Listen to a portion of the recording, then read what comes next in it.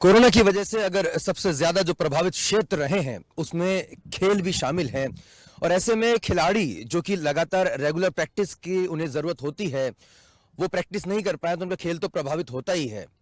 देश में कई ऐसी जगह भी हैं जहां अभी भी कोरोना की वजह से खेल गतिविधियां पूरी तरह से सुचारू नहीं हो पाई हैं, लेकिन मध्य प्रदेश खेल डिपार्टमेंट ने एक बड़ा खेल किया है और कहीं ना कहीं ये जोखिम उठाया है और पूरे संतुलित तरीके से इसे कहीं ना कहीं कामयाब तरीके से उसको अंजाम दिया है। इसका एक बड़ा श्रेय डायरेक्टर स्पोर्ट्स पवन जैन जी को जाता है। पवन जैन जी समय स्वदेश न्यूज में हमारे साथ एक्सक्लूसिव मौजूद है। पवन जी, आपका बहुत बहुत स्वागत है। थैंक यू आशुतोष जी। ये निश्चित रूप से एक बड़े आनंद महसूस होता है कि जब कोरोना काल में गतिविधियां ठप थीं, हमारी अकादमियां बंद हो गई थीं और लॉकडाउन में सभी खिलाड़ी अपने घरों में थे, तो हमने कहा खेल तो रुक नहीं सकते। और जब जैसे ही हमें लगा कि ये सही समय होगा तो हमने अगस्त में ही सारी हमारी खेल गतिविधियां प्रारंभ कर दी। हमारे जो खिलाड़ी जिनको हम कहते हैं हमारे एलीट प्लेयर्स थे, जिन्हें अंतर्राष्ट्रीय प्रतियोगिताओं में भाग लेना था, हमने उनको अगस्त में ही अपनी एकेडमियों में आमंत्रित कर लिया था और सारे खेल पुनः शुरू हो गए थे। जो खेल नो कॉन्टैक्ट गेम्स थे वो जुलाई में हमने प्रारंभ किए और धीरे धीरे करके सारी एकेडमियां सितंबर तक खोल दी गई। और उसका सुपरिणाम ये हुआ कि अभी जितनी राष्ट्रीय प्रतियोगिताएं हुई, चाहे वो सैलिंग की हो, चाहे वो घुड़सवारी की हो, चाहे वो हॉकी की हो, चाहे वो तीरंदाजी की हो, चाहे वो शूटिंग की हो, चाहे वो रेसलिंग की हो, और चाहे वो अभी हाल फिलहाल जो भोपाल और महेश्वर में संपन्न राष्ट्रीय प्रतियोगिताएं हों, रोइंग और कैनो सलालम की, मध्य प्रदेश के खिलाड़ियों ने बहुत अच्छा प्रदर्शन किया है। और सबसे बड़ी बात ये हुई कि पूरे देश में सबसे बड़ी राष्ट्रीय प्रतियोगिता कोरोना काल की पहली भोपाल में हुई और भोपाल के इसी टीटी नगर स्टेडियम में अभी 25 से 27 जनवरी तक यहाँ पर राष्ट्रीय एथलेटिक जूनियर चैंपियनशिप हुई, जिसमें मध्य प्रदेश के खिलाड़ियों ने भी 3 स्वर्ण, 2 रजत, 2 कांस्य पदक जीते। कि जब पहली बड़ी प्रतियोगिता भोपाल में हुई, पूरी हिफाजत के साथ हुई, कोविड प्रोटोकॉल के साथ हुई और 350 खिलाड़ी आए और आयोजन के स्तर को उन्होंने कहा कि यदि उन्हें आज ही एशियाई चैंपियनशिप करवानी हो तो भोपाल के स्टेडियम में करवा सकते हैं, जो निश्चित रूप से पूरे मध्य प्रदेश के खेल विभाग के लिए गर्व की बात है। बिल्कुल गर्व की बात है। सर, आपने काफी अलग अलग भूमिका निभाई है बतौर पुलिस अधिकारी, लेकिन आप कवि हृदय भी हैं। डायरेक्टर स्पोर्ट्स का जब आपने पदभार संभाला था उस समय कोरोना का काल था, कितनी बड़ी बड़ी चुनौतियां सामने थी और किस तरह से आपने उसको ठीक किया? अब कितने संतुष्टि आपकी होती कि हाँ अब तमाम चीजें अब लय में आ रही हैं, गति में आ रही हैं? देखिए क्या होता है कि अगर खिलाड़ी का खेल छूट जाए, उसकी कोचिंग, उसकी ट्रेनिंग छूट जाए, तो वो फिर से वापस उस मुकाम पर आने में उसे वक्त लगता है। ये खिलाड़ी वो हैं जो नियमित रूप से ये पूरी तरह से खेलों के लिए समर्पित हैं। इन्होंने खेलों को अपनी उत्कृष्टता का एक वो पैमाना माना है और ये निरंतर अभ्यास करते हैं और बेहतर करने का। कोई माइकल फेल्प्स, कोई यूसेन बोल्ट, कोई अभिनव बिंद्रा या कोई पीवी संधू रातों रात नहीं बनते हैं। उसके पीछे उनके पेरेंट्स की मेहनत होती है, उनके कोच की मेहनत होती है और खिलाड़ी की एक लगन होती है। तो जब हमारे खिलाड़ी मार्च में चले गए, लॉकडाउन में थे, तो निश्चित रूप से अवसाद के क्षण थे उनके लिए।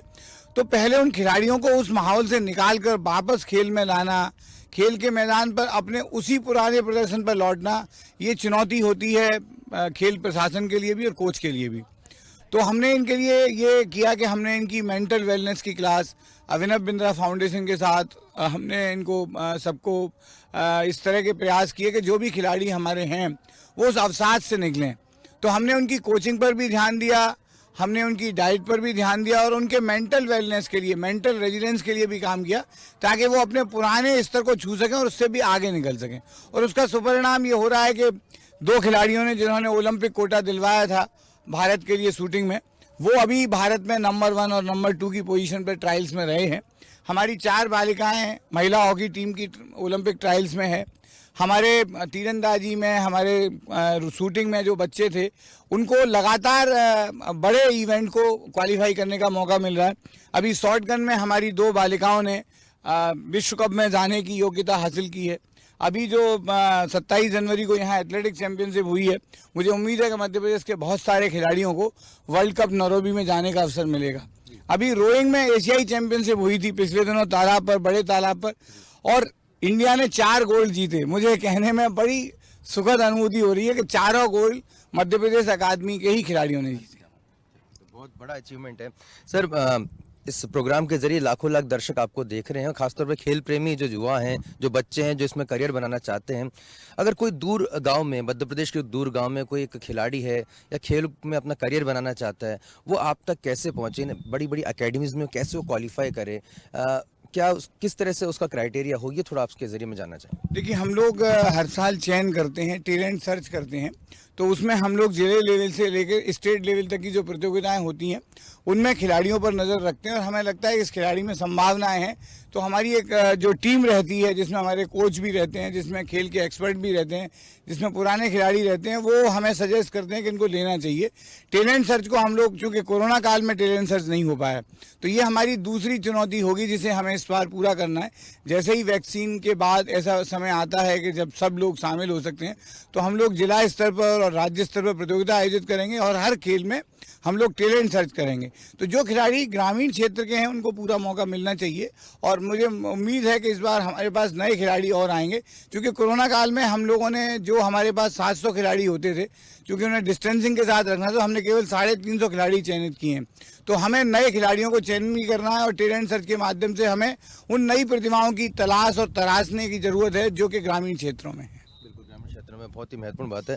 सर, ये जो तमाम जो कवायद जब चलती है तो कहीं ना कहीं सवाल उठते हैं कि मध्य प्रदेश के जो खिलाड़ी हैं, आज हम संधू जी के नाम लेते हैं या फुलेला गोपीचंद जी का नाम लेते हैं या अभिनव बिंद्रा जी का नाम लेते हैं, वो कब ऐसा होगा, हालांकि वो हमारे देश के ही हैं, लेकिन फिर भी मध्य प्रदेश से भी ऐसे बड़े सितारे निकले और राष्ट्रीय और अंतर्राष्ट्रीय स्तर पर वो अपना नाम कमा पाए, वो कब तक आपको लगता है कि हो सकेगा? देखिए, ऐसा नहीं है कि मध्य प्रदेश में संभावनाएं हैं। अभी जिन दो हमारे खिलाड़ियों ने, ऐश्वर्य प्रताप ने और चिंकी यादव ने ओलंपिक कोटा दिलवाया, वो विश्व स्तरीय निशानेबाज हैं। ऐसे 4-5 निशानेबाज हमारे पास और हैं जो आगे वाले दिनों में मध्य प्रदेश के लिए और देश का नाम रोशन कर सकते हैं। सेलिंग में हर्षिता तोमर हैं, अभी रोइंग में मेहुल और खुशप्रीत हैं, हॉकी में विवेक सागर पहले से ही भारतीय टीम के लिए खेल रहे हैं और मैं मानता हूं कि धीरे धीरे ये संख्या और बढ़ेगी। तो मैंने कहा ना कि गोपीचंद, अभिनव बिंद्रा, पीवी संधू बनने के लिए बहुत मेहनत लगती है और हमारे खिलाड़ी उस दिशा में आगे बढ़ रहे हैं। जब आपको लगेगा कि मध्य प्रदेश का कोई सितारा खिलाड़ी ऐसा है जिसको देश दुनिया जानेगी। बिल्कुल, इसमें एक बड़ा माइंडसेट भी काम करता है सर, कि एक जो मानसिकता होती है खिलाड़ी की, और उसमें काफ़ी सामाजिक और आर्थिक परिदृश्य भी रहते हैं।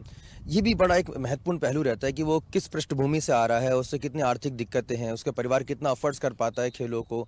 तो ये तमाम ऐसे पहलू हैं। तो इस और आप किस तरह से ध्यान देते हैं कि जो प्रतिभा है वो कम से कम अभावों के आगे मजबूर ना हो सके? देखिए, जो लोग भी एकेडमी में रहते हैं उनके रहने की, खाने की, परिवहन की, शिक्षा की और उनकी ट्रेनिंग और कोचिंग की, यहाँ तक हम लोग व्यवस्था कर रहे हैं कि अगर किसी खिलाड़ी को हमें लगता है उसे विदेशी कोच की आवश्यकता है, कोरोना काल में हमने ऑनलाइन के माध्यम से उनकी ट्रेनिंग करवाई और जब भी ये मौका लगेगा, अगर उसको हमें विदेश भेजना है तो हम तमाम ऐसे खिलाड़ियों को विदेश भी भेज रहे हैं ताकि वो उस माहौल में पारंगत हो सकें। टोक्यो ओलंपिक के लिए हमारा लक्ष्य ये है कि पिछले ओलंपिक में मध्य प्रदेश के 7 खिलाड़ी गए थे और इस बार हमारे 27 खिलाड़ी ओलंपिक क्वालिफायर के लिए हैं और हमें उम्मीद है कि उससे ज़्यादा खिलाड़ी जितने रियो में गए थे उससे ज़्यादा टोक्यो में जाएं। अभी हम उन पर बहुत ज़्यादा फोकस कर रहे हैं। उनकी हमने मेंटल रेजिलेंस के लिए स्पेशल सत्र भी रहे हैं जहां उनके जो विशेषज्ञ हैं उनसे इंडिविजुअली बात कर रहे हैं और उनको जो बेहतर से बेहतर हो सकता है। हम ये कोशिश भी करते हैं कि पेरेंट्स भी हमारे संपर्क में रहें, क्योंकि यहाँ पर वो रहते हैं तो कई बार उनको लगता है कि वो पेरेंट्स के साथ नहीं है, तो हम लोग उनके लिए एक तरह से यहाँ पर जो हमारे कोचेज़ हैं या हमारे जो यहाँ अधिकारी हैं वो इनके पेरेंट्स की तरह ही काम करते हैं और हम कोशिश करते हैं खिलाड़ियों किसी भी रूप में निराश और हताश ना हो, हम उनको वो बेहतर सुविधाएं दे सकें जिसकी उनको ज़रूरत है, चाहे वो खेल की अधोसंरचनाएं हों, चाहे वो खेल के उपकरण हों। अभी मध्य प्रदेश की शूटिंग, रोइंग, बॉक्सिंग और हॉकी की जो हमारी अकादमी है उन्हें सेंट्रल गवर्नमेंट ने एक्सीलेंस सेंटर का खिताब दिया है, जहां के दूसरे खेलो इंडिया के खिलाड़ी भी प्रशिक्षण लेंगे। अभी जो देश के शीर्ष निशानेबाज हैं वो हमारी शूटिंग रेंज पर आ रहे हैं, क्योंकि हमारी शूटिंग रेंज और हमारी घुड़सवारी अकादमी विश्व स्तरीय है। इसके अलावा अभी फिक्की ने पिछले महीने ही दिसंबर में एक समारोह किया था जिसमें उन्होंने मध्य प्रदेश को स्पोर्ट्स प्रमोशन के लिए बेस्ट स्टेट का अवार्ड दिया था। तो मध्य प्रदेश पिछले 1 दशक में हमारे माननीय मुख्यमंत्री जी और हमारी माननीय मंत्रियां के प्रयासों से बहुत आगे आया है, लेकिन ये सिलसिला थमेगा नहीं। हम चाहते हैं कि जिस तरह आज जो अग्रणी राज्य हैं वो हरियाणा, पंजाब, महाराष्ट्र और दिल्ली, उनमें मध्य प्रदेश भी शुमार हो। और मुझे लगता है कि अगर हम टैलेंट सर्च अच्छे तरह से कर पाएंगे और ये जो माहौल है इसको और आगे ले जाएंगे, अपनी सुविधाओं में विस्तार करेंगे, अपने चीज़ों में और चीज़ों को जो भी आधुनिकतम तकनीकी है, जैसे स्पोर्ट्स साइंस पर हम लोग काम कर रहे हैं। और मैं ये अभी जितने लोग हमारे स्पोर्ट्स साइंस सेंटर में आए हैं उन्होंने ये पाया है कि बहुत ही विश्व स्तरीय सुविधाएं यहाँ पे उपलब्ध हैं। तो खिलाड़ियों के लिए जो चीज़ ज़रूरी है, चाहे वो तकनीकी हो, चाहे वो स्पोर्ट्स साइंस की हो, चाहे वो उपकरण की हो, चाहे वो कोच की हो, हम कोशिश कर रहे हैं कि उसको वो सब मिले जिससे उसमें विश्व स्तरीय खिलाड़ी बनने के सारी कुव्वत और काबिलियत हो और वो किसी भी मैदान में किसी भी रूप से किसी से कमतर ना हो। बिल्कुल सही कहा सर आपने। डाइट का भी एक महत्वपूर्ण पहलू रहता है सर, क्योंकि पहले हम देखते थे कि सब एक केला, कुछ चिप्स और एक समोसा, इस तरह के जो है डाइट्स दी जाती थी। और चलिए अब खेल रहे हैं, अपने घर से कुछ ना कुछ व्यवस्था करनी पड़ती होगी। अब उसमें कितना कुछ परिवर्तन आ गया है।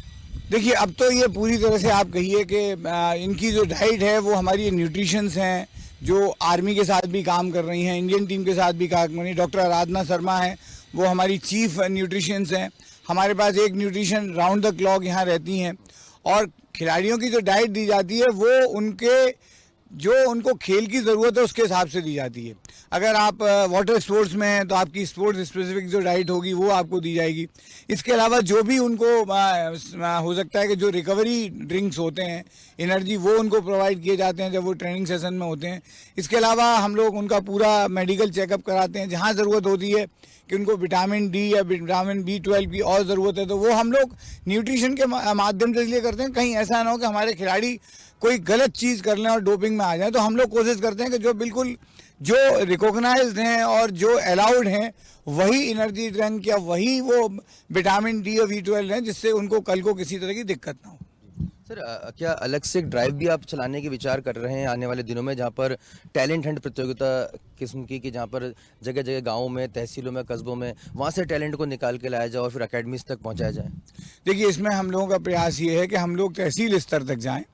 उसमें हम लोगों ने स्कूल शिक्षा विभाग, हमें मालूम है कि सबसे बड़ा सरकारी विभाग वही है, उनके साथ हम निरंतर टाई अप हैं। हम लोगों ने समितियां जिलों में बनाई हैं और जैसे ही ये सामान्य होता है, कोरोना काल में अभी पहले की तुलना में मरीजों की संख्या में कमी आई है।